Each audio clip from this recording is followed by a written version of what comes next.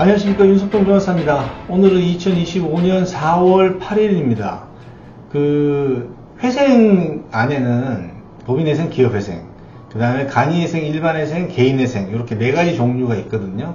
근데 제가 누차 영상에서 말씀을 드리지만 개인회생을 제외하고 법인회생, 기업회생, 간이회생, 일반회생의 경우에는 회생 계획안에 대해서, 그러니까 회생 계획에 대해서 채권자들의 동의 요건이 있어요. 채권자들이 동의를 해줘야지 성공을 하고, 동의를 안 해주면은 실패로 돌아가거든요. 그래서 제가 항상 영상에서 말씀드리는데, 개인회생은 채권자 동의 요건이 없기 때문에 변제 계획안을 작성해서 제출하면 법률 요건에만 부합하면은 바로 인가해주고 제대로 또 변제를 하면은 면책해주는 게 90% 이상이에요. 근데 법인회생, 기업회생, 간이회생, 일반회생과 같은 채권자들에 대한 동의 요건이 있는 경우에는 채권자들이 동의 안 해버리면 실패로 돌아가거든요. 그래서 법인회생, 기업회생, 간이회생, 일반회생에서 성공 요건, 성공 요소가 크게는 6가지, 작게 보면 5가지인데, 제가 그거를 설명을 드리겠습니다. 이런 요건들을 내가 수행할 수 있느냐, 이런 게 된다 그러면은 회생에 도전하는 것이고, 제가 말씀드리는 것들 중에서 어느 거 하나 수행할 수가 없다라고 한다 그러면 회생에는 도전하지 않는 것이 나을 수 있습니다. 왜냐하면 이 변호사 비용이라든지 그 다음에 예납금이나 감정평가 비용이나 여러가지 비용들이 회생 절차에서는 많이 발생하거든요. 그래서 이게 적은 돈이 아니란 말이죠. 괜히 돈만 쓰고 회생 절차에 실패하게 되면은 시간만 끌고 목적을 달성하지 못하는 경우가 많습니다. 그래서 채무자가 아무리 열심히 해도, 변호사가 아무리 열심히 해도 채권자들이나 이해관계인들 동의가 없으면은 실패로 돌아가요. 일단은 부채가 이제 50억 초과인 법인이나 기업은 정통 법인회생, 기업회생을 신청해야 되고, 부채가 50억 이하인 법인이나 개인 사업자는 이제 간이회생을 신청할 수 있고, 그 다음에 개인회생을 신청할 수 없는 급여소득자나, 그 다음에 부채 50억을 초과하는 개인 사업자, 전문직도 포함되는데, 이거는 일반회생을 신청해야 됩니다.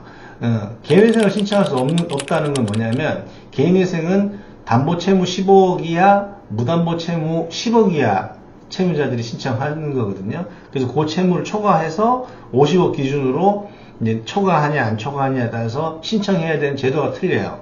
일단은 법인회생, 간이회생, 일반회생의 동의요건을 볼게요. 동의요건을 보면 회생 담보권에서 이 담보권이 10억이다. 그러면 4분의 3 이상 동의가 나와야 됩니다. 금액의 4분의 3 이상. 그러니까 7억 5천 이상이 찬성을 해야 되죠. 뭐에 대해서?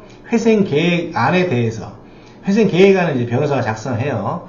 그래서 채권자들한테 그걸 제시를 해서 동의를 받아내는데, 담보권에서는 4분의 3 이상이 동의를 받아야 됩니다.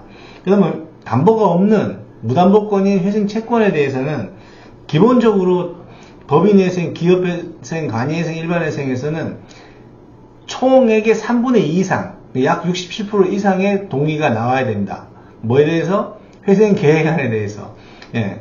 근데 간이회생의 경우에는 완화 요건이 하나 들어갑니다. 무담보 채권자인 경우에 채권 총액의 2분의 1 초과 및 채권자 숫자의 과반수 이상이면 회생 계획안이 인가가 돼서 성공하는 거죠. 인가가 되면은 안자가 떨어져요. 회생 계획 안에서 안자가 떨어지고 회생 계획으로 이제 인정을 받게 되는 겁니다. 자, 이 동의 요건을 충족해야지 회생에 성공할 수가 있고, 불충족한 경우는 실패라고 보시면 돼요. 자, 그런데 제가 이제 말씀드리려고 하는 거는 실제로 이제 그런 거 말고 현실적으로 이제 회생 실패냐 성공이냐 가르는 요소들이 있는데, 첫 번째는 담보자산이 있는 경우에는 이 담보물이 가까운 시일 내에 적정 시세로 매각이 용이한가, 이거를 평가를 해야 됩니다. 그러니까 적정 시세라는 거는 객관적인 부동산 시세 자료일 수도 있고, 회생 절차 들어가게 되면은 감정 평가를 해요. 그 금액으로 매각이 가능한가 안 한가.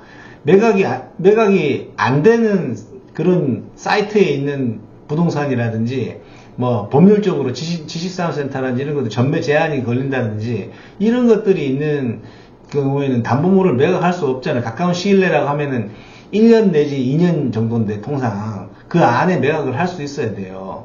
그러니까 그게 가능한가? 담보물이 없는 회사나 개인은 이거 신경 안 써도 되겠죠. 그 다음에 무담보 채권자들, 회생 채권자들에 대한 변제율이 적정한가? 상당한가? 채권자들은 많이 받아내려고 할 거고 채무자는 최대한 많이 변제하고 싶지만은 이제 변제금이 부족하잖아요. 부족하기 때문에 채무자가 제시하는 변제율은 채권자 입장에서는 항상 낮게 인식될 수밖에 없습니다. 10년 변제를 하는데 채권자들이 총 30%로 변제받는다. 채권에. 그러면 70% 날아가는 거잖아요. 그런 것들. 채권자는 항상 많이 변제받으려고 하고 채무자도 많이 변제해주고 싶지만 현실적으로 자금사정이 그렇게 안 되니까 그 자금사정, 변제금이 채권자들이 원하는 변제율에 어느 정도 근접을 해야지 이제 채권자들이 회생 계획안에 대해서 동의를 해줄 거 아니겠어요? 그래서 현실적으로 그 변제율을 충족할 수 있느냐, 영업을 해서, 개인이든 법인이든 영업을 해서 또는 소도활동을 해서 충족할 수 있는지, 이걸 타진해 봐야 돼, 사전에. 자, 그 다음에, 대표이사나 채무자들이 채무 독촉이나 이 오랜 세월 이 채무 변제만 하다 보면 굉장히 지쳐 있어요. 심신이 다 지쳐 있거든요. 그래서 이 사업 계속을 하는 또는 소도 활동을 하려는 주관적 의지가 있느냐, 확고하냐, 강하냐, 약하냐, 지쳐서 더 이상 사업을 왜냐면은 10년 변제를 해야 되는 거기 때문에 10년간 더 사업을 계속하거나 소도 활동을 계속 해야 된단 말이에요. 근데 지쳐서 이제 그러기 상태예요. 대표이사나 개인 사업자가, 또 급여 소득자도 있을 수 있는데, 빚독촉에 심하고 그 빚을 또 다른 빚으로 메꿔 오고 그런 세월이 길었다 그러면 많이 지쳐 있거든요. 그러면 10년간 소득 활동을 한다는 게 현실성이 떨어질 수도 있습니다. 그리고 나이도 생각해야 되고 정년이나 나이도 생각을 해야 되고 그 다음에 해당 업종의 향후 전망이 그래도 완전 레드오션이 된 것은 아닌데 그래도 버티면 어느 정도 이제 매출이 유지되고 그럴 수 있는 사업 전망을 가진 분야냐 이런 것들을 잘 따져봐야 됩니다. 그리고 그 다음으로 채권자들의 동향이에요. 회생 신청하면 채권자들이 득달같이 반대하는 케이스가 있고 채권자들이 도와주려고 하는 케이스가 있습니다. 이거는 대표이사나 그 해당 채무자가 평상시에 어떻게 살아왔는지가 반영이 되는 거예요. 신뢰관계가 두터우면 채권자들이 회생 절차에 협력할 거고 잘 협력할 거고 평상시에 신뢰관계를 많이 깨왔으면은 회생 절차에서 비협조적으로 나오는 경향이 많습니다. 그래서 이런 채권자들 동향도 사전에 어느 정도 타진을 해봐야 됩니다. 그리고 이제 기타 업종별, 업태별로 또는 개인별로 특이사항이 있어요. 특이사항. 예를 들자면은 건설업 같은 경우는 수주를 하면 하자 이행 보증 증권이라든지 이런 증권을 끊어야 되는데 회생 들어가면 증권 발행이 안 되거든요. 그래서 이거를 극복할 수 있냐? 현금을 어느 정도